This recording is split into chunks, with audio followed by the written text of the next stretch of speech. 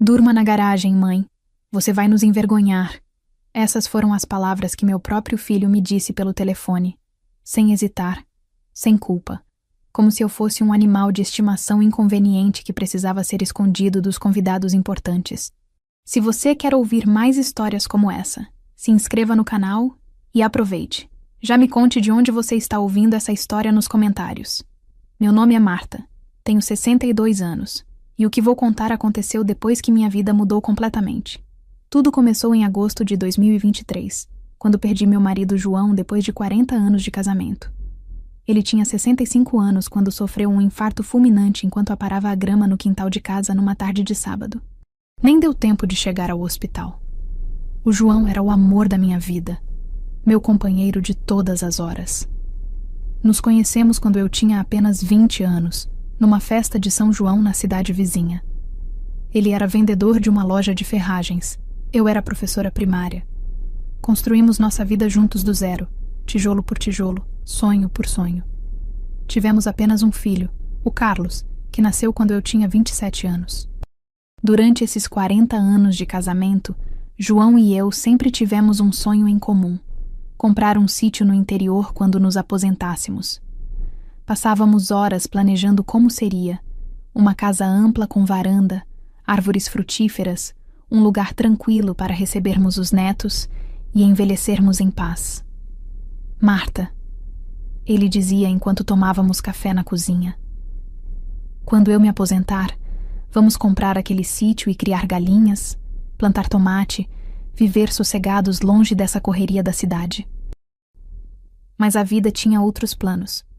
João faleceu 3 meses antes de completar o tempo necessário para se aposentar. Eu me senti completamente perdida, como se tivessem arrancado o chão debaixo dos meus pés. A casa ficou vazia, silenciosa demais. Cada canto me lembrava dele. A cadeira onde ele sentava para ler jornal, a xícara favorita dele, as ferramentas na garagem que ele nunca mais usaria. Carlos apareceu no velório com a esposa Vanessa. Ficou os 3 dias de luto. Ajudou com a papelada do funeral e depois sumiu. Voltou para sua vida em outra cidade como se nada tivesse acontecido. Ligava uma vez por mês, conversas rápidas de 5 minutos.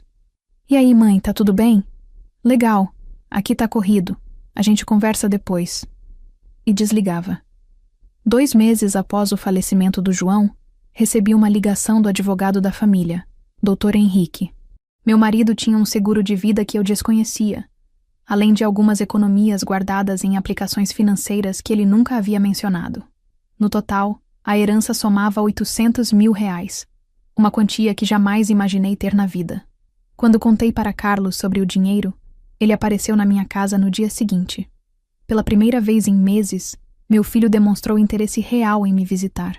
Ficou 3 horas conversando sobre investimentos seguros, sugerindo que eu colocasse o dinheiro numa aplicação que um amigo dele gerenciava, oferecendo-se para cuidar de tudo para mim.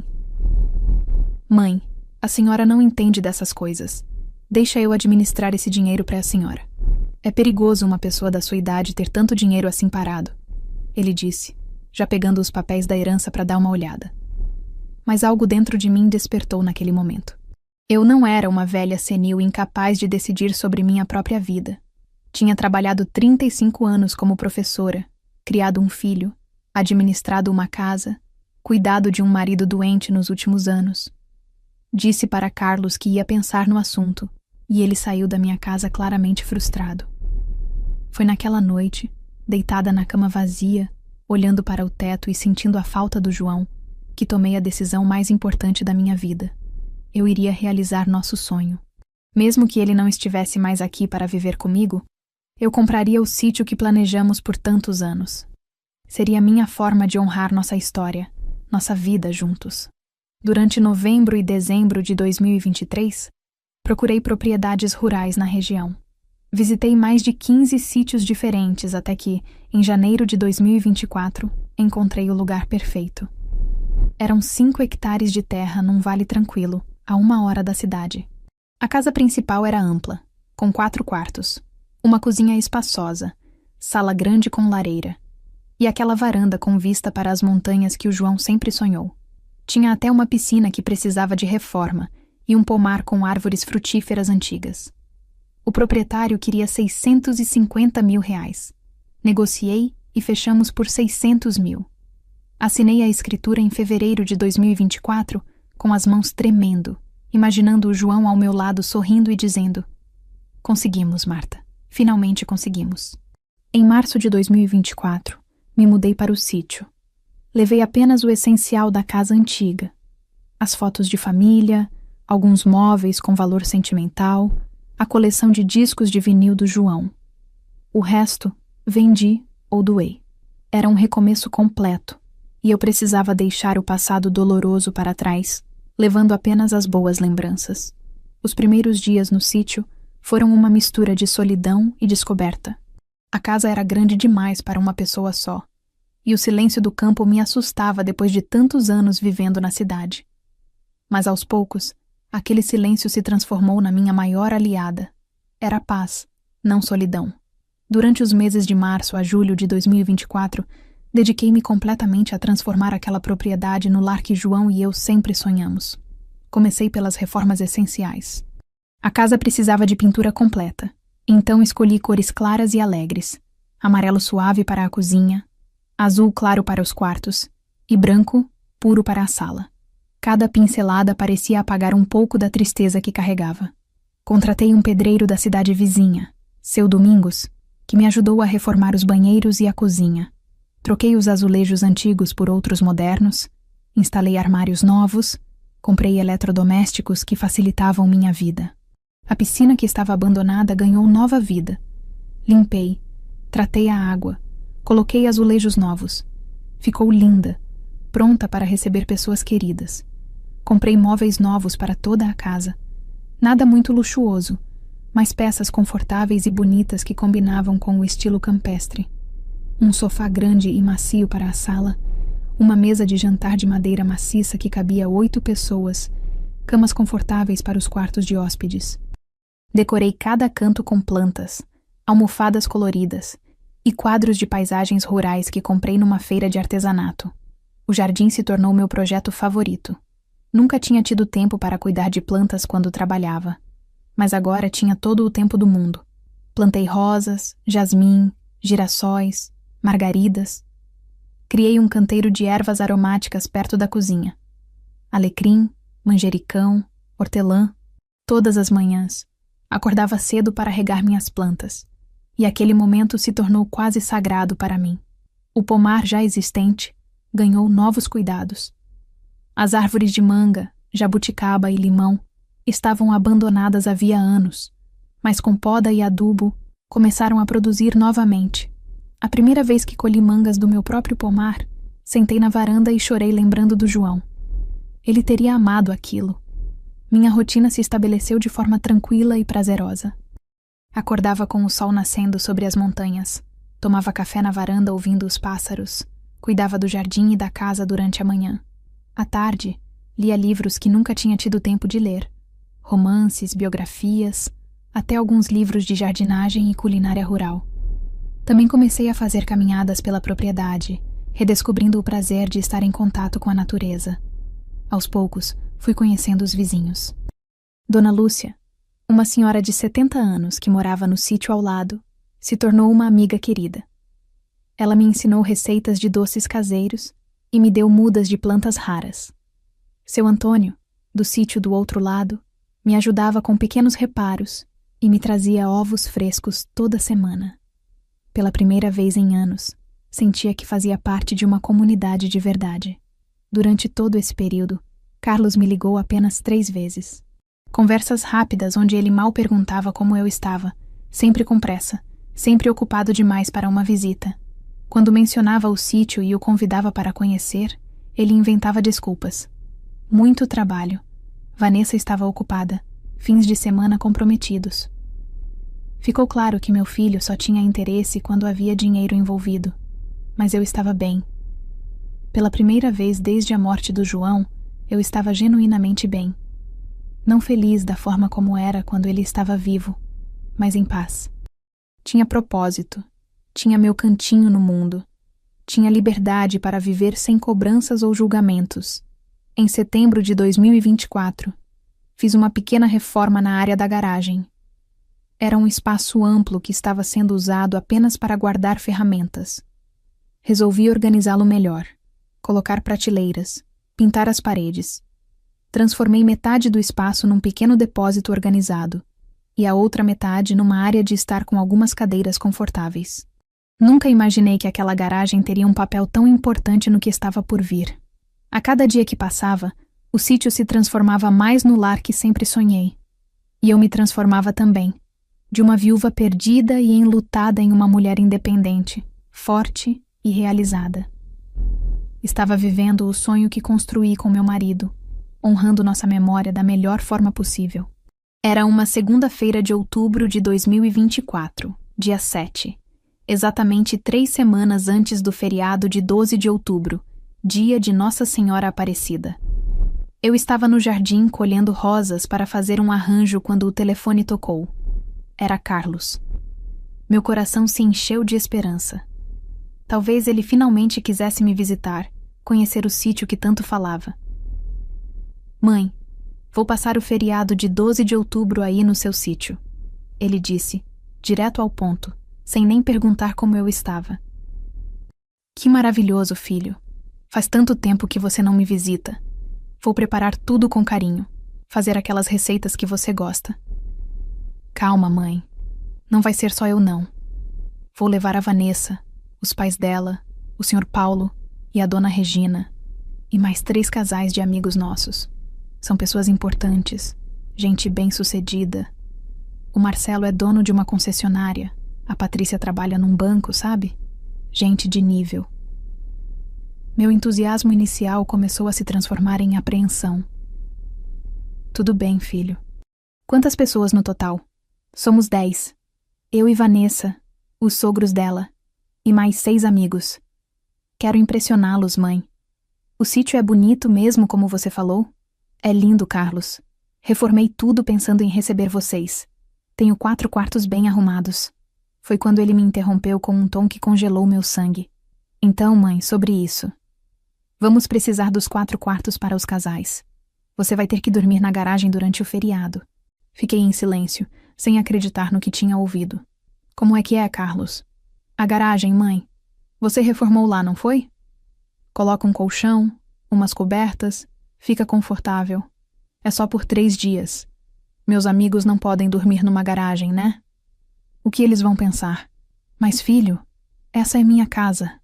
Eu que moro aqui. Mãe, não começa com draminha. Ele disse com aquele tom impaciente que eu conhecia tão bem. É só por 3 dias de feriado. A gente vai chegar na sexta, dia 11 à tarde, e vai embora no domingo, dia 13. Você aguenta 3 noites na garagem. Não vai morrer por causa disso. As lágrimas começaram a brotar dos meus olhos, mas minha voz continuou firme. E o que eu vou fazer durante o dia? Você fica quieta no seu canto, mãe. Pode ajudar na cozinha se quiser, mas sem aparecer muito. Esses meus amigos são pessoas sofisticadas. A gente vai estar conversando sobre negócios, investimentos, essas coisas. Você não vai entender nada mesmo. Carlos, você está me pedindo para assumir dentro da minha própria casa? Eu não estou pedindo, mãe. Estou avisando como vai ser. Sua voz ficou ainda mais dura. E tem outra coisa. Se você fizer qualquer papel ridículo na frente dos meus convidados, se bancar a velha carente querendo atenção, se nos envergonhar de qualquer forma, eu juro por Deus que te coloco num asilo na segunda-feira seguinte. Meu coração parou. Você está falando sério? Completamente sério, mãe. A Vanessa já até pesquisou uns asilos aqui perto da nossa cidade. Tem uns bem decentes, sabe? Você vai ter companhia de outras velhinhas. Vai ser até bom para você. Mas eu realmente prefiro não chegar nesse ponto.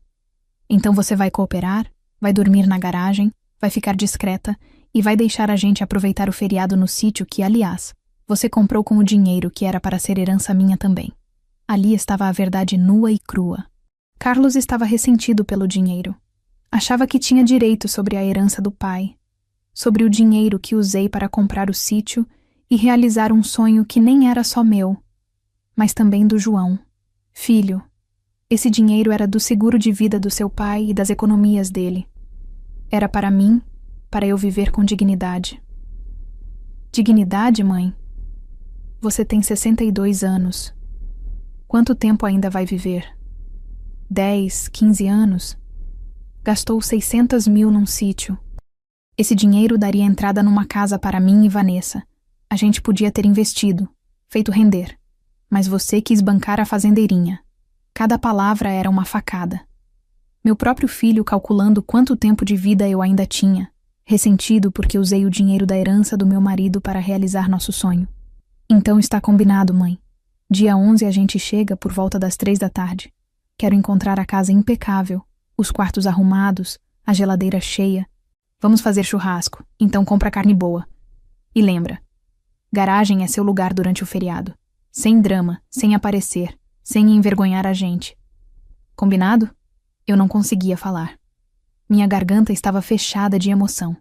Mãe, você me ouviu? Com a voz tremendo, apenas sussurrei. Combinado, Carlos. Ótimo. A gente se vê dia 11, então. Tchau. Ele desligou sem mais palavras. Fiquei ali parada no jardim, segurando o telefone, as rosas esquecidas no chão aos meus pés. Meu filho havia acabado de me dizer para dormir na garagem da minha própria casa, me ameaçado com asilo e calculado quanto tempo de vida eu ainda tinha como se eu fosse um investimento ruim. As lágrimas desceram livremente pelo meu rosto. Mas junto com a dor, algo diferente começou a crescer dentro de mim. Não era raiva exatamente, era clareza. Uma clareza fria e cristalina sobre quem meu filho realmente se tornara e sobre o que eu precisava fazer. Depois que desliguei o telefone, fiquei parada no jardim por longos minutos. As rosas que tinha colhido estavam espalhadas no chão, esquecidas. Meu coração batia acelerado, uma mistura de dor, humilhação e algo que demorei alguns momentos para identificar. Uma raiva fria e calculada. Entrei em casa, lavei o rosto, fiz um chá de camomila e me sentei na varanda. Precisava pensar com clareza. Carlos tinha me dado 3 semanas de antecedência, do dia 7 de outubro até o dia 11. 3 semanas para preparar uma recepção que meu filho jamais esqueceria. Mas não seria a recepção que ele esperava. Peguei um caderno e comecei a fazer anotações. O sítio tinha capacidade para receber muitas pessoas. A área da piscina era ampla, o jardim espaçoso, a cozinha bem equipada. Eu tinha recursos financeiros. Ainda me restavam quase 200 mil reais da herança do João. E tinha 3 semanas inteiras para organizar algo memorável. Foi então que me lembrei de uma conversa que tive com Dona Lúcia, minha vizinha, algumas semanas atrás. Ela era voluntária numa instituição que cuidava de idosos abandonados pelas famílias na cidade vizinha. Contou-me histórias tristes de senhores e senhoras que passavam anos sem receber uma visita, sem uma palavra carinhosa, esquecidos pelos próprios filhos em quartos pequenos e tristes. Marta, ela havia dito, se você conhecesse aquele lugar, seu coração ia partir. São pessoas que trabalharam a vida inteira, criaram famílias e agora estão lá sozinhas esperando a morte chegar. O pior não é a velhice, é a solidão. Naquele momento, sentada na varanda processando a humilhação que meu filho havia me imposto, as palavras da Dona Lúcia ecoaram na minha mente com uma clareza cristalina. Eu sabia exatamente o que fazer. Na manhã seguinte, terça-feira, dia 8 de outubro, liguei para a Dona Lúcia. Preciso do telefone daquela instituição de idosos que você me falou. Quero fazer uma doação e organizar um evento. Ela ficou surpresa, mas me passou o contato imediatamente. Liguei para a instituição e falei com a diretora, Dona Carmen, uma mulher de voz doce e cansada. Expliquei que gostaria de fazer um evento beneficente no meu sítio no feriado de 12 de outubro. Dona Marta, que maravilha! Nossos idosos adorariam um passeio. Eles vivem entre 4 paredes o tempo todo, mas temos 60 residentes e apenas um ônibus pequeno. Eu pago o transporte, Dona Carmen. Alugue quantos ônibus forem necessários. E quero fazer um almoço especial, com churrasco, saladas, sobremesas. Também gostaria de contratar uma banda para tocar música ao vivo, aquelas canções antigas que eles costumavam ouvir quando eram jovens. Houve um silêncio do outro lado da linha. A senhora está falando sério? Completamente. Pode trazer todos os 60 residentes e os cuidadores que precisarem vir junto. Tenho espaço de sobra aqui. O evento será no sábado, dia 12, a partir das 10 da manhã. Vocês podem ficar o dia inteiro. Dona Carmen começou a chorar no telefone. Dona Marta, a senhora não imagina o que isso significa. Muitos dos nossos idosos nunca saíram da instituição desde que chegaram lá. Alguns estão há 5, 10 anos sem ver um lugar diferente. Combinamos todos os detalhes. Ela me passou a lista de restrições alimentares, os nomes dos idosos que usavam cadeira de rodas, as medicações que precisariam ser administradas durante o dia. Eu anotei tudo meticulosamente. Nos dias seguintes, mergulhei nos preparativos com uma energia que não sentia há tempos. Não era apenas sobre confrontar Carlos. Era sobre fazer algo verdadeiramente bom, algo que o João teria adorado fazer comigo se estivesse vivo. Contratei uma empresa de buffet da cidade para preparar o churrasco e todas as guarnições. Encomendei bolos, doces, frutas frescas. Aluguei tendas grandes para fazer sombra, mesas e cadeiras suficientes para todos. Contratei uma banda de música sertaneja raiz, aquelas músicas de Tonico e Tinoco, Cascatinha e Inhana, que os idosos com certeza conheceriam. Também comprei decorações simples, mas alegres, bandeirinhas coloridas, flores para as mesas, balões. Queria que aquele dia fosse uma festa de verdade, não apenas uma caridade fria. Queria que aqueles idosos esquecidos se sentissem especiais, celebrados, amados. Durante as 3 semanas, Carlos ligou mais 2 vezes para dar instruções sobre o que queria encontrar quando chegasse. Marcas específicas de bebida, tipos de carne para o churrasco, exigências sobre a limpeza da casa. Eu anotava tudo e concordava com um simples "sim, filho", que ele interpretava como submissão. Ele não fazia ideia do que eu estava preparando, e eu não ia estragar a surpresa. Na quinta-feira, dia 10 de outubro, véspera da chegada de Carlos, fiz a última ligação para a Dona Carmen confirmando tudo. Os ônibus chegam aqui às 9h30 do sábado. Está tudo confirmado? Perguntei. Tudo confirmado, Dona Marta.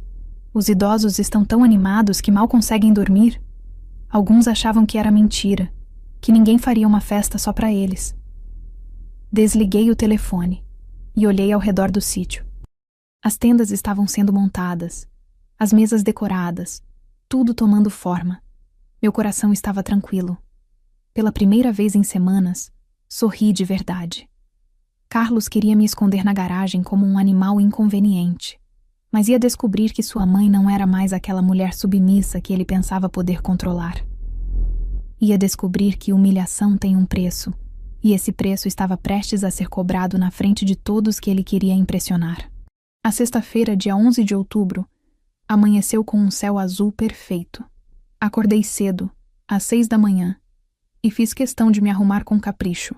Escolhi um vestido azul marinho elegante que havia comprado recentemente.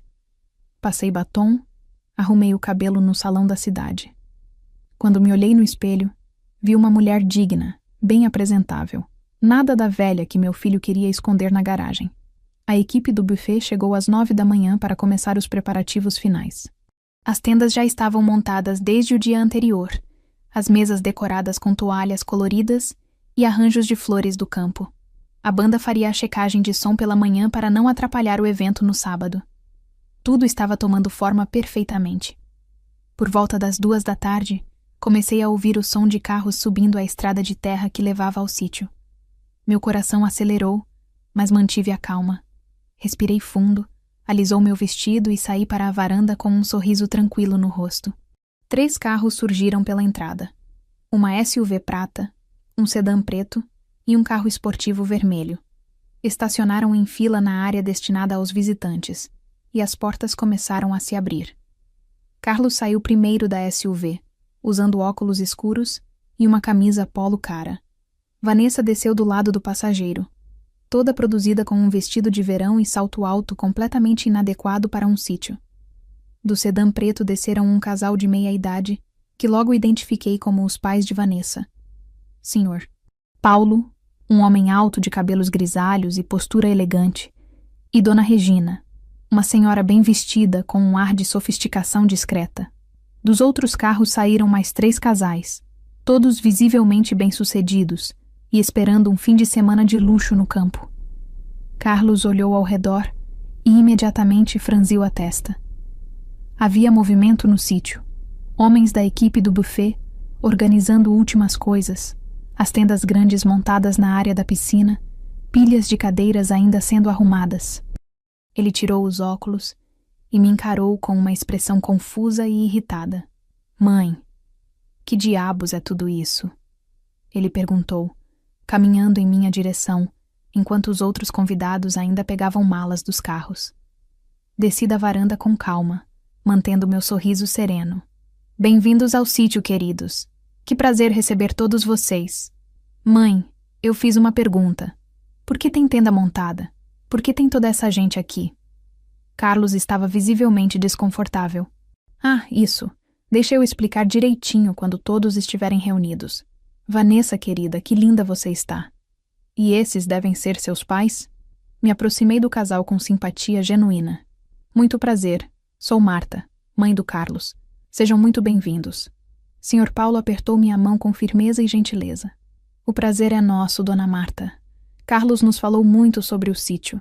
Que lugar bonito a senhora tem aqui. É lindo mesmo, não é? Realizei um sonho antigo comprando esta propriedade.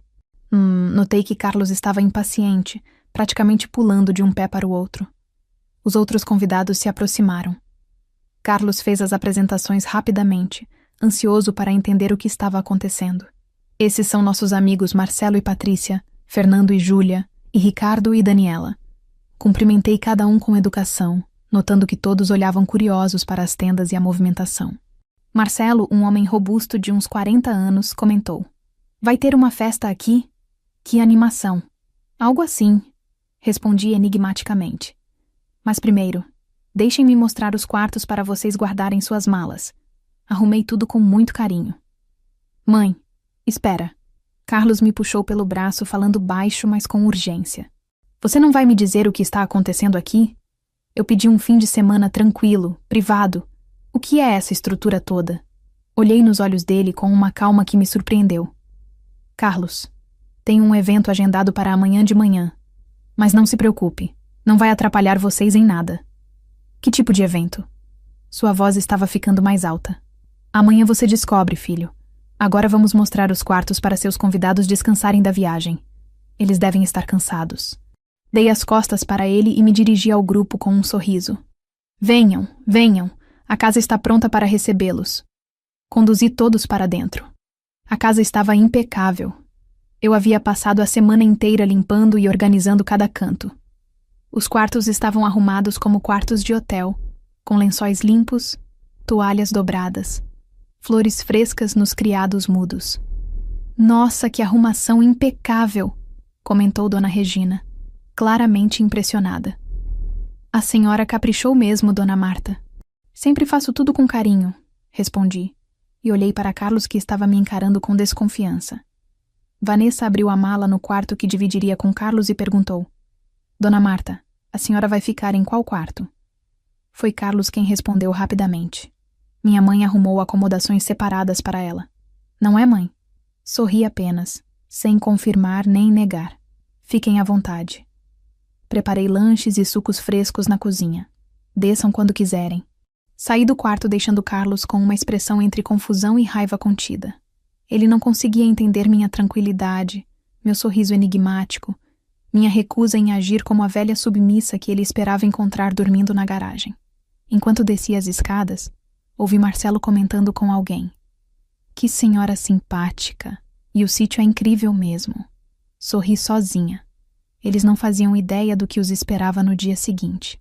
E Carlos, meu querido e cruel filho, estava prestes a aprender a lição mais importante da sua vida sobre respeito, humildade e consequências. O resto da tarde de sexta-feira transcorreu com uma tensão palpável no ar. Carlos me seguia pela casa como um cachorro desconfiado, tentando entender o que eu estava planejando.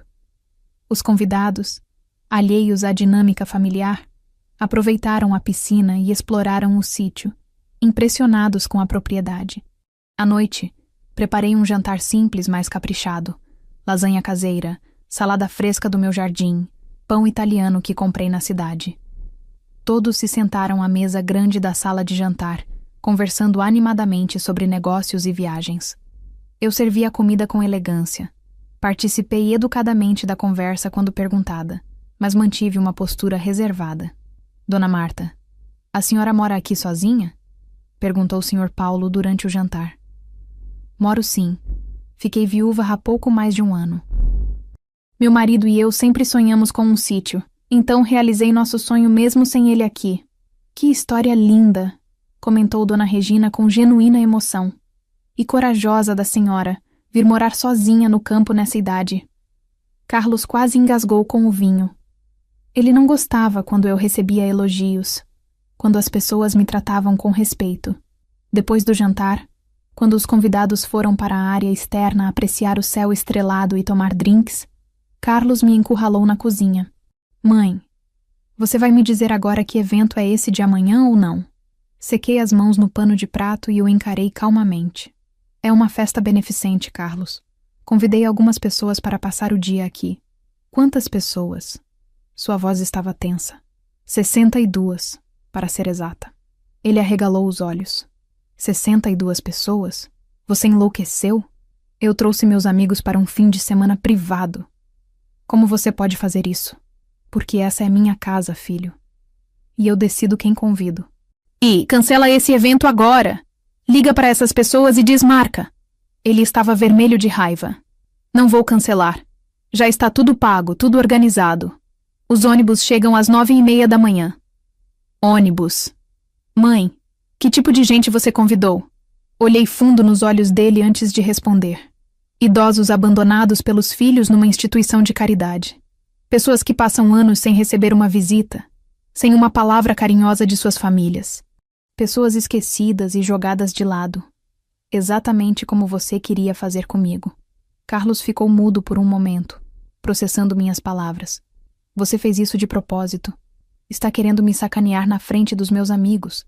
Estou fazendo algo que seu pai teria adorado fazer comigo. Estou usando minha casa e meus recursos para trazer alegria a quem realmente precisa. Se isso te incomoda, o problema é seu, não meu. Mãe, você não pode fazer isso. Os sogros da Vanessa estão aqui. O Marcelo é meu futuro sócio num negócio importante. Eu preciso impressioná-los. Então impressione-os mostrando compaixão e generosidade. Ou será que seus valores se resumem a dinheiro e aparências? Ele cerrou os punhos, claramente tentando se controlar para não gritar e atrair a atenção dos outros. Eu te avisei o que ia acontecer se você me envergonhasse. Você me ameaçou com asilo, Carlos. Seu próprio filho me ameaçou, me mandou dormir na garagem, calculou quanto tempo de vida eu ainda tenho como se eu fosse um investimento ruim. Minha voz estava firme, sem lágrimas. Amanhã você vai conhecer 60 pessoas cujos filhos fizeram exatamente o que você estava planejando fazer comigo, se livrar de uma mãe inconveniente. Eu não vou participar dessa palhaçada, ele disse entre dentes. Você não precisa participar, mas também não vai expulsar meus convidados da minha propriedade.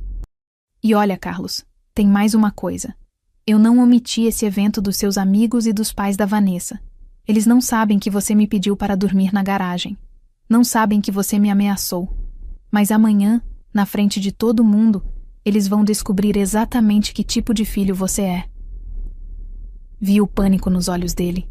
Pela primeira vez, Carlos entendeu que havia perdido o controle da situação. Ele queria me humilhar em particular, esconder sua crueldade, mas eu estava prestes a expô-lo publicamente. Você não ousaria. Ele sussurrou. Sorri pela primeira vez na conversa. Um sorriso frio que ele nunca tinha visto no meu rosto. Descanse bem, filho. Amanhã vai ser um dia muito educativo para todos nós. Saí da cozinha deixando-o ali parado, pálido e tremendo de raiva impotente. A noite caiu sobre o sítio, e eu dormi tranquilamente na minha cama, no meu quarto, na minha casa. Não na garagem onde meu filho queria me esconder como um cachorro velho e inconveniente. Amanhã seria o dia da verdade. O sábado, 12 de outubro, amanheceu ainda mais bonito que o dia anterior. Acordei às 6 da manhã, tomei um banho demorado, Vesti meu melhor conjunto, uma blusa de seda branca e calça social azul marinho, e me maquiei com capricho. Queria estar impecável para receber meus verdadeiros convidados. Às 7 horas, a equipe do buffet já estava em pleno trabalho. As churrasqueiras foram acesas, as mesas receberam os últimos ajustes, a banda começou a montar seus equipamentos. O sítio estava transformado numa verdadeira festa. Carlos desceu às 8, já irritado e tenso. Vanessa veio logo atrás, seguida pelos outros convidados que estranharam a movimentação intensa. Dona Marta, já vai começar o evento? Perguntou Patrícia curiosa. Os convidados chegam às 9h30. Respondi com um sorriso tranquilo. Que tipo de evento é, afinal? Quis saber Marcelo. Foi Carlos quem respondeu, com a voz áspera. Minha mãe convidou um bando de velhos de um asilo para passar o dia aqui. Não é asilo, filho. É uma instituição de longa permanência para idosos. E não é um bando. São 60 pessoas com nomes, histórias e dignidade. Pessoas que passam anos sem receber uma visita dos próprios filhos. Sr. Paulo olhou para Carlos com uma expressão estranha. Que iniciativa bonita, Dona Marta. É raro ver alguém fazer esse tipo de ação. Às 9h20, ouvi o barulho dos ônibus subindo a estrada de terra. Meu coração acelerou, mas de emoção, não de nervosismo.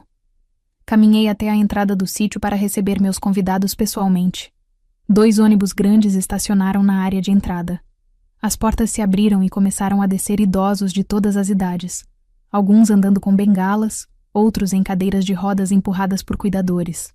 Dona Carmen, a diretora, desceu primeiro e veio me abraçar com lágrimas nos olhos. Dona Marta, que lugar lindo! Os idosos estão tão felizes que acordaram às 5 da manhã. Junto com ela, desceu o Padre Miguel, o capelão da instituição, um senhor de uns 70 anos com um sorriso gentil. Dona Marta, que Deus abençoe essa iniciativa. Essas pessoas merecem tanta alegria. Comecei a cumprimentar cada idoso pessoalmente. Seu Joaquim, 82 anos, que apertou minha mão com força e disse: Faz 12 anos que não saio daquele lugar. Pensei que ia morrer sem ver o céu aberto de novo. Dona Isaura, 78 anos, que chorou ao ver as flores do jardim. Seu Arnaldo, 85 anos, veterano de guerra, que se emocionou com a bandeira brasileira tremulando no mastro que instalei propositalmente. Carlos e seus amigos ficaram observando de longe, na varanda da casa. Vi Vanessa sussurrar algo no ouvido dele, mas ele apenas balançou a cabeça, visivelmente desconfortável. Quando todos os idosos estavam instalados nas mesas sob as tendas, Dona Carmen pegou um microfone e pediu atenção. Queridos, quero que todos agradeçam a Dona Marta, nossa anfitriã, que organizou essa festa maravilhosa para vocês.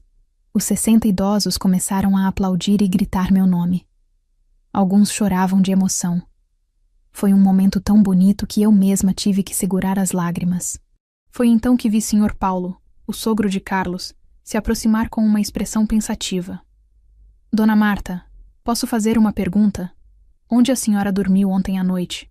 Olhei para ele, depois para Carlos, que estava ficando pálido na varanda, e então para todos os convidados reunidos. Os idosos, Padre Miguel, Dona Carmen, os amigos de Carlos, Vanessa, Dona Regina. Era o momento da verdade. Falei alto e claro, o suficiente para todos ouvirem. Dormi na minha cama, no meu quarto, Sr. Paulo. Por que a pergunta? Porque ontem à noite ouvi uma conversa. Carlos mencionou algo sobre a senhora ter acomodações separadas. Sorri tristemente. Meu filho me ligou há 3 semanas e ordenou que eu dormisse na garagem durante o feriado. Disse que os quartos eram para seus amigos importantes e que se eu fizesse papel de velha carente e os envergonhasse, ele me colocaria num asilo na segunda-feira. O silêncio que caiu sobre o sítio foi ensurdecedor. Todos olharam para Carlos. Os idosos, os convidados dele, o padre, a diretora. Vanessa ficou vermelha como um pimentão, de vergonha e choque. Sr. Paulo se virou lentamente para Carlos. Você fez isso? Pediu para sua mãe dormir na garagem da própria casa? Carlos tentou falar, mas as palavras não saíam. Foi Dona Isaura, uma das idosas, quem quebrou o silêncio. Com a voz trêmula, mas firme, ela disse: Meu filho me colocou na instituição há 6 anos. Disse a mesma coisa. que eu era um peso, que ele tinha vergonha de mim na frente dos amigos dele. Ela olhou para mim com gratidão. Mas a senhora não deixou que fizessem isso com a senhora. A senhora tem dignidade. E então, algo inesperado aconteceu. Os 60 idosos começaram a aplaudir novamente, mas dessa vez não era para agradecer a festa. Era solidariedade, era reconhecimento, era o aplauso de quem entende na pele o que significa ser descartado pela própria família. Carlos estava encurralado pela verdade, exposto na frente de todos que ele queria impressionar. E a lição estava apenas começando. O silêncio constrangedor que se instalou após minha revelação foi quebrado pela voz firme de Sr. Paulo. Ele caminhou lentamente até Carlos, que estava petrificado na varanda, e falou alto o suficiente para todos ouvirem. Carlos, preciso que você me explique se entendi direito. Você ligou para sua mãe, pediu para vir passar o feriado no sítio que ela comprou com o dinheiro da herança do seu pai e exigiu que ela dormisse na garagem para não envergonhar você na nossa frente? Carlos abriu a boca, fechou, tentou encontrar palavras que não pareciam existir. Sogro, não foi bem assim. Foi exatamente assim, eu disse calmamente. E ele também me ameaçou dizendo que se eu fizesse papel de velha carente querendo atenção, ele me colocaria num asilo na segunda-feira seguinte. Inclusive mencionou que Vanessa já havia pesquisado instituições. Todas as cabeças se viraram para Vanessa, que ficou lívida. Eu não... Carlos, você me disse que sua mãe tinha concordado em ficar num quarto menor. Você disse que ela preferia assim. Você mentiu até para sua própria esposa? A voz de Dona Regina estava carregada de decepção. Ela se aproximou de mim com os olhos marejados. Dona Marta, me desculpe. Se eu soubesse disso, jamais teríamos vindo. Jamais. Marcelo, o amigo que Carlos queria impressionar, deu um passo atrás e sussurrou algo para a esposa Patrícia. Fernando e Júlia trocaram olhares desconfortáveis. Ricardo coçou a nuca, claramente sem saber onde enfiar a cara. Foi Padre Miguel quem se aproximou do grupo na varanda. Com sua postura serena, mas firme, ele olhou diretamente para Carlos. Jovem, há um mandamento que diz: honrai vosso pai e vossa mãe. Essa senhora criou você, sacrificou sua vida por você, e você a trata como um estorvo. Sabe o que vejo aqui neste evento? Vejo 60 pessoas cujos filhos pensaram exatamente como você. E sabe onde esses filhos estão agora? Vivendo suas vidas, esquecidos dos pais que envelheceram. É isso que você quer se tornar? Carlos tentou se defender, a voz saindo rouca. Vocês não entendem. Ela gastou toda a herança do meu pai. 600 mil reais num sítio. Esse dinheiro era meu também. Sr. Paulo franziu a testa profundamente. Era seu também? Carlos, você tem 35 anos, é casado, trabalha. O dinheiro era da sua mãe, herança dela, para ela usar como bem entendesse. Mas ela tem 62 anos. Ela não precisa de tudo isso. Quanto tempo ela ainda vai viver? 10, 15 anos. Esse dinheiro podia ser investido, podia render para quando ela morresse. Mal terminou a frase e percebeu o erro terrível que havia cometido. Acabara de admitir, na frente de todo mundo, que via a mãe como um investimento com prazo de validade. Dona Regina levou a mão à boca, horrorizada. Meu Deus do céu! Vanessa, você sabia que seu marido pensa assim? Vanessa estava chorando agora, humilhada e chocada. Não, mãe! Ele nunca falou dessas coisas na minha frente. Carlos, como você pode... Marcelo se aproximou de Carlos e falou baixo, mas ainda assim audível. Cara, você me convidou para vir conhecer seu investimento familiar. Pensei que fosse sobre negócios. Não sabia que você tratava sua mãe como um estorvo financeiro. Desculpa, mas eu e a Patrícia vamos embora. Não me associo com gente que não tem caráter.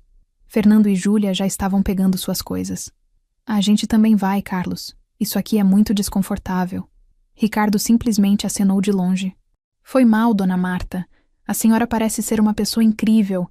Carlos, boa sorte, cara. Você vai precisar. Em menos de 15 minutos, os 3 casais de amigos haviam feito suas malas às pressas e partido, deixando apenas Carlos, Vanessa e os pais dela. Sr. Paulo sentou-se numa das cadeiras da varanda com a cabeça entre as mãos. Quando levantou o rosto, havia decepção profunda em seus olhos. Carlos, eu te conheci há 5 anos quando você começou a namorar minha filha. Você se apresentou como um homem de família, de valores, ajudou a cuidar da minha esposa quando ela esteve doente. Foi gentil, atencioso. E agora descubro que tudo era fachada? Que você trata sua própria mãe como lixo? Sogro, eu posso explicar. Não pode não, cortou Dona Regina. Não tem explicação para isso. Marta, querida. Ela se virou para mim com sinceridade nos olhos. Me desculpe por ter vindo aqui sem saber do que estava acontecendo. A senhora é uma mulher admirável. Fazer essa festa para essas pessoas, mesmo depois de ser tão maltratada pelo próprio filho, isso é grandeza de espírito. Padre Miguel veio até mim e segurou minhas mãos. Dona Marta, a senhora nos deu uma lição hoje, não só de generosidade, mas de dignidade. A senhora não se rebaixou, não revidou com maldade. Apenas mostrou a verdade. Que Deus abençoe seu coração. Enquanto isso, a banda começou a tocar uma música antiga de Tonico e Tinoco, e os idosos começaram a cantar junto, alguns emocionados. O contraste era gritante. De um lado, a alegria genuína de quem estava sendo celebrado. Do outro, a vergonha de quem havia sido exposto. Carlos estava sozinho na varanda agora, isolado pela própria crueldade. Até Vanessa havia se afastado dele, chorando nos braços da mãe. A máscara havia caído completamente. Depois que os 3 casais de amigos partiram, deixando apenas Carlos, Vanessa e os pais dela, me aproximei do meu filho pela primeira vez desde que a verdade havia sido revelada. Os idosos estavam sendo servidos com o churrasco. A música tocava ao fundo e risadas genuínas ecoavam pelo sítio. Mas ali, na varanda, o clima era de velório. Carlos estava sentado numa cadeira, com os cotovelos apoiados nos joelhos e a cabeça baixa. Vanessa havia se afastado dele e conversava em voz baixa com a mãe perto da piscina. Sr. Paulo observava tudo com uma expressão que misturava decepção e raiva contida. Me sentei na cadeira ao lado de Carlos. Ele não levantou o rosto para me olhar. Você sabe o que mais me machucou nessa história toda? Comecei, com a voz calma, mas firme. Não foi você me mandar dormir na garagem. Não foi a ameaça de asilo. Foi perceber que meu filho, o menino que carreguei no ventre por 9 meses, que criei sozinha depois que seu pai nos abandonou quando você tinha 2 anos, me vê apenas como um obstáculo financeiro. Carlos continuou em silêncio. Mas vi suas mãos tremerem. Você falou seu pai como se o João tivesse sido pai de verdade para você. Mas quem trabalhou em 2 empregos para pagar sua escola particular fui eu. Quem ficou acordada a noite inteira quando você teve pneumonia aos 5 anos fui eu. Quem vendeu minhas joias para pagar sua faculdade fui eu. Seu pai biológico te abandonou, Carlos. O João me acolheu quando você tinha 8 anos e te criou como filho. E mesmo assim, você acha que o dinheiro da herança dele era seu também? Ele finalmente levantou o rosto. Os olhos estavam vermelhos. Mãe, Deixa eu terminar. Cortei. Durante esses últimos 2 anos, desde que João morreu, quantas vezes você me visitou sem ser por interesse? Quantas vezes você ligou só para saber como eu estava, se eu estava me alimentando bem, se eu estava lidando com a solidão? Vou te dizer, nenhuma. Você apareceu correndo quando soube da herança. Ficou 3 horas tentando me convencer a deixar você administrar meu dinheiro. E quando decidi usar o dinheiro para realizar o sonho que tive com meu marido, você ficou ressentido. Senhor, Paulo se aproximou e ficou em pé ao meu lado, os braços cruzados. Continue, Dona Marta. Ele precisa ouvir isso. Respirei fundo e prossegui. Quando você me ligou há 3 semanas, sabe o que senti? Esperança. Pensei, finalmente meu filho quer me visitar, quer conhecer o sítio, quer passar tempo comigo. Mas não. Você queria usar minha propriedade para impressionar seus amigos. E eu? Eu era um estorvo que precisava ser escondido na garagem como um cachorro velho. Mãe, eu não pensei direito, eu estava sob pressão. Ele tentou se explicar. Pressão de quê, Carlos? De ter uma mãe viva e saudável? De precisar demonstrar um mínimo de respeito por quem te criou? Você sabe qual foi sua maior revelação hoje? Quando disse que eu tenho 62 anos e me perguntou quanto tempo ainda vou viver. 10, 15 anos? Como se minha vida fosse uma contagem regressiva para você finalmente herdar o que sobrou. Vanessa se aproximou nesse momento, o rosto manchado de lágrimas. Dona Marta, eu não sabia de nada disso. Carlos me disse que a senhora tinha preferido ficar num quarto menor para deixar os hóspedes mais confortáveis. Ele mentiu para mim também. Olhei para minha nora, uma moça que sempre me tratou com educação, mas nunca com afeto real. Vanessa, você realmente acreditou que uma mulher de 62 anos preferiria dormir na garagem da própria casa? Ou simplesmente não questionou porque era conveniente? Ela baixou os olhos, sem resposta. Me levantei da cadeira e olhei para Carlos uma última vez. Esse sítio é meu refúgio, meu lar. O sonho que realizei com o homem que amei por 40 anos. Você não é mais bem-vindo aqui. Não enquanto continuar me vendo como um peso, como um obstáculo, como uma despesa que precisa ser gerenciada. Mãe, você está me expulsando? Sua voz saiu rouca. Estou estabelecendo limites. Você pode continuar sendo meu filho quando aprender a me respeitar como sua mãe. Quando entender que envelhecer não é uma vergonha, que cuidar dos pais não é um fardo, que família não se resume a transações financeiras. Até lá, não quero você aqui. Sr. Paulo colocou a mão no meu ombro. A senhora está fazendo a coisa certa, Dona Marta. Carlos, junte suas coisas. Vamos todos embora.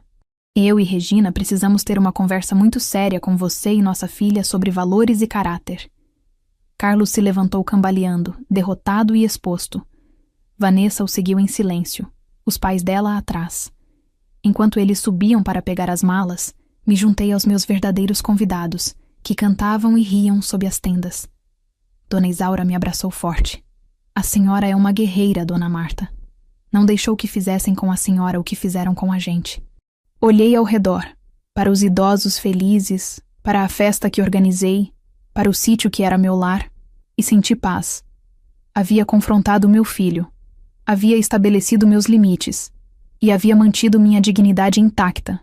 15 minutos depois, os 3 carros partiram sem despedidas, e eu fiquei ali, rodeada de pessoas que entendiam o valor de um sorriso, de um abraço, de serem lembradas.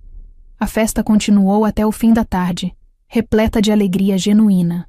Os dias que se seguiram ao evento foram os mais tranquilos que vivi, desde que me mudei para o sítio. A festa havia sido um sucesso absoluto. Os idosos retornaram para a instituição com sorrisos genuínos e histórias para contar.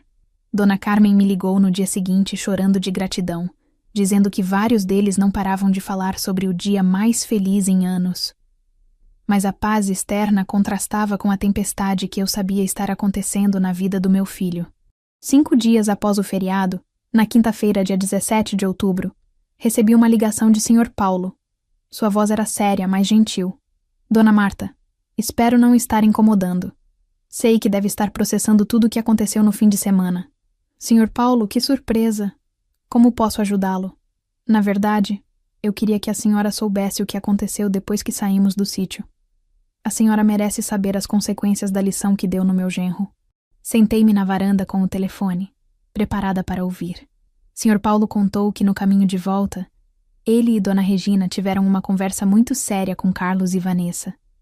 Deixaram claro que estavam profundamente decepcionados com o caráter que Carlos havia demonstrado e questionaram se Vanessa realmente conhecia o homem com quem havia se casado. Carlos tentou se justificar no começo, Dona Marta. Disse que estava estressado, que falou coisas sem pensar. Mas eu não aceitei essas desculpas. Falei para ele olhar nos meus olhos e imaginar se ele trataria a própria sogra, minha esposa, a mãe da Vanessa, do jeito que tratou a senhora. Ele não conseguiu responder. Sr. Paulo continuou contando que nos dias seguintes, Marcelo, o amigo que Carlos queria como sócio, cancelou definitivamente os planos de negócio. Mandou uma mensagem direta. Não faço negócios com quem não tem caráter familiar. Se você trata sua mãe assim, como vai tratar parceiros e clientes? Fernando e Ricardo, os outros amigos, simplesmente pararam de responder às mensagens de Carlos. o isolamento social foi imediato e devastador. A notícia do que aconteceu se espalhou pelo círculo social deles. E Carlos se viu sendo julgado e evitado por pessoas que antes o admiravam. E tem mais, Dona Marta. Sr. Paulo disse com um suspiro. A Vanessa pediu um tempo do casamento. Está morando conosco há 3 dias. Disse que precisa repensar se quer continuar com um homem que demonstrou tanta crueldade. Minha esposa e eu apoiamos a decisão dela. Fiquei em silêncio, processando a informação. Não sentia alegria com o sofrimento do meu filho, mas também não sentia culpa. As consequências eram resultado direto das escolhas dele. Sr. Paulo, agradeço por me contar. Como o senhor e Dona Regina estão? Estamos bem, mas preocupados com nossa filha. E Dona Marta, quero que a senhora saiba que a admiramos muito. O que a senhora fez não foi vingança. Foi educação. Foi mostrar dignidade quando estava sendo humilhada. Minha esposa e eu gostaríamos de visitá-la novamente, se a senhora permitir. Da maneira certa, como amigos. Sorri pela primeira vez na conversa. Serão sempre bem-vindos, Sr. Paulo. Sempre. Uma semana depois, no dia 24 de outubro, recebi uma carta pelo correio. Era de Carlos. Com as mãos tremendo, abri o envelope e li as 5 páginas escritas à mão. Ele começava pedindo desculpas, mas não as desculpas superficiais que eu esperava. Eram palavras carregadas de reflexão genuína. Ele escreveu sobre como passou os últimos dias revendo cada momento da sua vida, percebendo que havia se tornado exatamente o tipo de pessoa que desprezava. Contou sobre a perda dos amigos, sobre Vanessa pedindo separação, sobre acordar sozinho num apartamento vazio e entender pela primeira vez o que era a solidão real. A solidão que eu vivi quando João morreu e ele mal apareceu para me consolar. Mãe, escrevi a ele na 3ª página. Eu calculei quanto tempo a senhora ainda ia viver. Fiz conta de quanto dinheiro eu herdaria quando a senhora morresse. Escrever isso agora me deixa com nojo de mim mesmo. Como eu cheguei nesse ponto? Quando perdi minha humanidade. A carta terminava com um pedido. Não estou pedindo perdão agora porque sei que não mereço. Estou pedindo uma chance, no futuro, quando eu realmente tiver mudado, de provar que posso ser o filho que a senhora merece. Pode levar meses, anos, mas eu vou trabalhar em mim mesmo. Vou fazer terapia. Vou me tornar um homem melhor. E se um dia a senhora permitir que eu volte a fazer parte da sua vida, prometo que vai ser como um filho de verdade, não como um monstro que me tornei. Dobrei a carta cuidadosamente e guardei numa gaveta. Não respondi imediatamente. Precisava de tempo para processar, para sentir, para decidir se acreditava na possibilidade real de mudança. Novembro chegou trazendo chuvas suaves que faziam meu jardim florescer ainda mais bonito. E com novembro, veio uma 2ª carta de Carlos. Depois uma 3ª. Ele não pedia respostas. Apenas compartilhava seu processo. As sessões de terapia, os livros sobre relações familiares que estava lendo, as reflexões dolorosas sobre seus erros. Senhor, Paulo me ligou novamente em meados de novembro, informando que Carlos havia se inscrito como voluntário na mesma instituição de idosos onde fiz o evento. Ele vai 2 vezes por semana, Dona Marta. Conversa com os idosos, lê para eles, ajuda com pequenas tarefas. Dona Carmen me disse que ele chora toda vez que sai de lá. As consequências estavam se transformando em aprendizado. Restava saber se seria aprendizado genuíno ou apenas temporário. Era um domingo de dezembro, dia 15, quando ouvi o som de um carro subindo devagar a estrada de terra do sítio. 2 meses haviam se passado desde o evento que mudou tudo. 2 meses de cartas de Carlos, de ligações de Sr. Paulo me atualizando sobre o progresso dele, de noites em que eu relia as palavras do meu filho tentando discernir se a mudança era real ou performática. Olhei pela janela e reconheci o carro. Era Carlos, sozinho. Meu coração acelerou. Não havia avisado que viria. Sequei as mãos no avental da cozinha onde estava preparando um bolo de fubá e saí para a varanda. Ele desceu do carro diferente. Os ombros curvados, o andar hesitante, sem os óculos escuros arrogantes que sempre usava. Vestia roupas simples, uma camiseta branca e jeans. Quando chegou perto o suficiente, vi que seus olhos estavam vermelhos e inchados, Mãe, sua voz saiu embargada. Ele parou a 3 metros de distância, como se precisasse de permissão para se aproximar. Eu sei que não tenho direito de estar aqui, mas precisava vir pessoalmente. Não disse nada. Apenas o observei. Ele merecia esse desconforto, essa incerteza. Carlos limpou as lágrimas com as costas da mão. Passei os últimos 2 meses em terapia. 3 vezes por semana. Trabalho como voluntário na instituição dos idosos, que a senhora convidou para a festa. Converso com eles. Ouço suas histórias de filhos que os abandonaram. E toda vez é como olhar num espelho do que eu estava me tornando.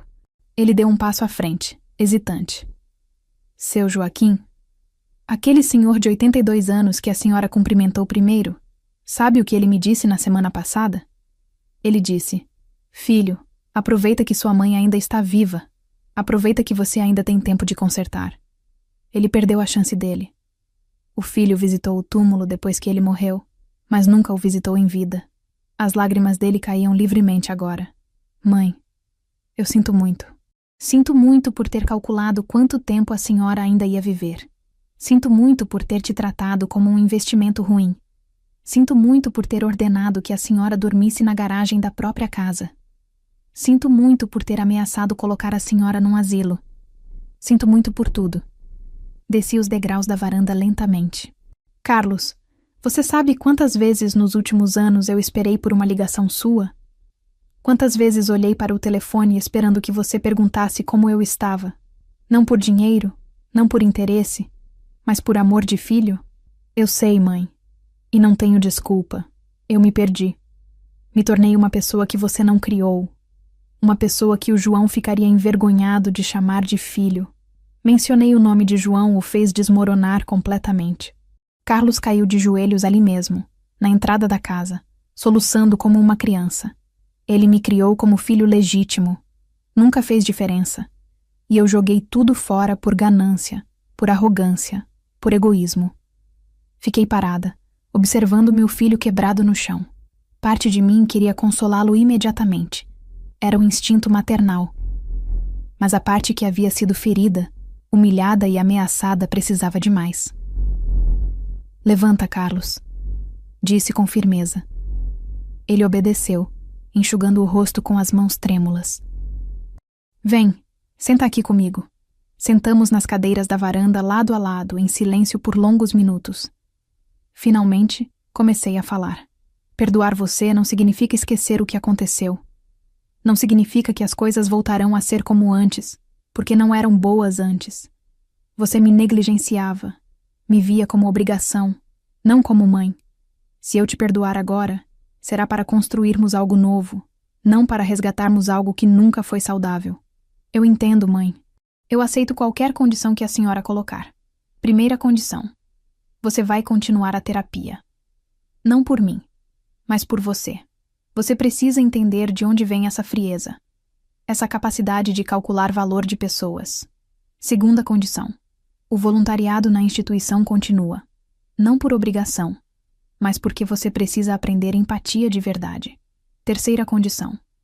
Nosso relacionamento se reconstrói devagar, com visitas regulares, conversas reais, presença genuína.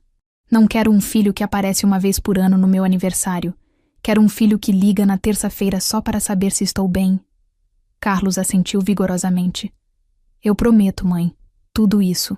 Vou provar através de ações, não de palavras. E tem mais uma coisa, Carlos. Vanessa? Ele baixou os olhos. A gente está separado. Ela disse que precisa ver mudança real antes de considerar voltar. E eu concordo com ela. Eu também preciso ser um marido melhor. Respirei fundo e, pela primeira vez desde que ele chegou, coloquei minha mão sobre a dele. Filho, eu te perdoo. Mas esse perdão vem com responsabilidade. Você tem uma segunda chance que muitos dos idosos lá da instituição gostariam de ter dado aos filhos deles. Não desperdice. Carlos segurou minha mão com força e chorou novamente. Mas dessa vez eram lágrimas de alívio, de gratidão, de recomeço. Obrigado, mãe. Obrigado por não desistir de mim. Ficamos ali na varanda por horas, conversando de verdade pela primeira vez em anos. Ele me contou sobre a terapia, sobre as revelações dolorosas, sobre como estava aprendendo a valorizar pessoas acima de dinheiro. Eu contei sobre o sítio, sobre meus dias tranquilos, sobre o bolo de fubá que estava fazendo quando ele chegou. Quando o sol começou a se pôr, Carlos se levantou para ir embora. Posso voltar semana que vem, mãe? Só para conversar, tomar um café, ajudar com o jardim? Sorri pela primeira vez desde que ele chegou. Pode sim, filho. Você é sempre bem-vindo quando vem com respeito e amor verdadeiro. Ele me abraçou. Um abraço apertado, demorado, cheio de arrependimento e esperança. Quando finalmente me soltou, sussurrou: eu vou ser o filho que a senhora e o João mereciam. Prometo. Assisti ele ir embora, o carro descendo a estrada devagar. Não sabia se a mudança seria permanente, se Carlos realmente se transformaria no homem que prometia ser. Mas eu havia feito minha parte. Havia estabelecido limites, mantido minha dignidade e oferecido uma segunda chance condicionada à mudança real. O sítio continuava sendo meu refúgio, meu lar, meu sonho realizado. E agora, talvez, pudesse ser também o lugar onde uma relação entre mãe e filho seria reconstruída da maneira certa, com respeito, com amor, com dignidade mútua.